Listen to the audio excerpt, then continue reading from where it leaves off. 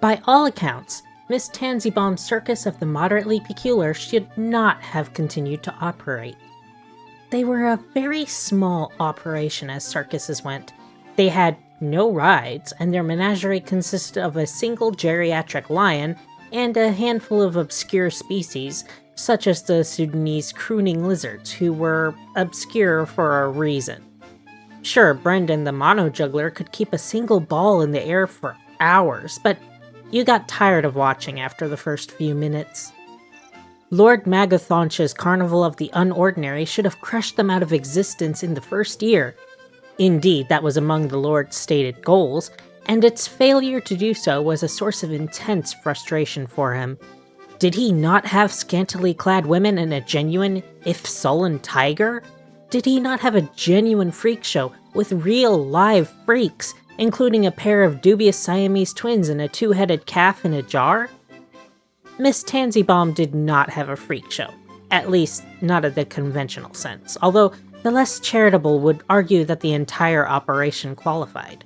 Instead, she had Sister Rosemary's Curious Convent. The 6 nuns of the Curious Convent belonged to the Traveling Order of St. Barnaby, patron of sideshows, and they took their work seriously.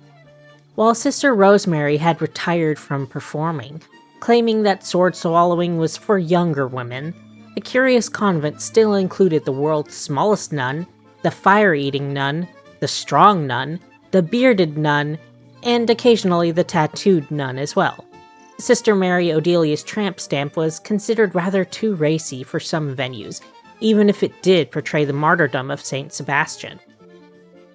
This was all very entertaining in its way, even if Sister Clara hated being billed as the triumph of faith over fire, and insisted on ending her performance with a short speech about how faith was wonderful for triumphing over adversity and despair, but was less useful against careless handling of flammable oil, and one should never attempt fire eating at home.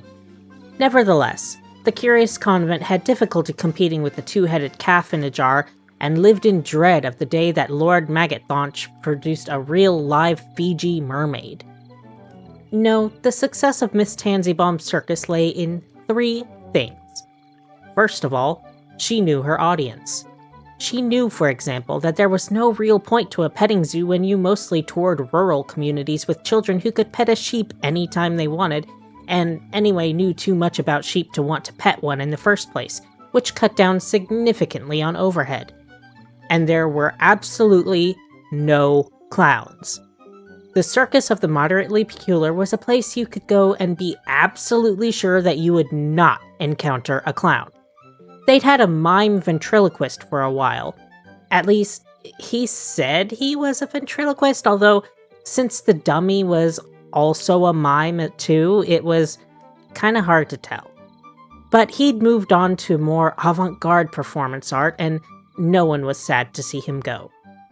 Miss Tansybaum hated clowns, and didn't think someone should be subjected to a sudden clowning just because they wanted to come out to the circus for a day. Lord Magathonch thought clowns were jolly and employed 6, at least one of which was rumored to be a Bulgarian hitman attempting to flee from his past. Secondly, Miss Tansybaum's roasted peanuts were better. Third, Miss Tansybaum's fortune teller, Mother Radish, could actually tell the future, and was wise enough to know when not to do so.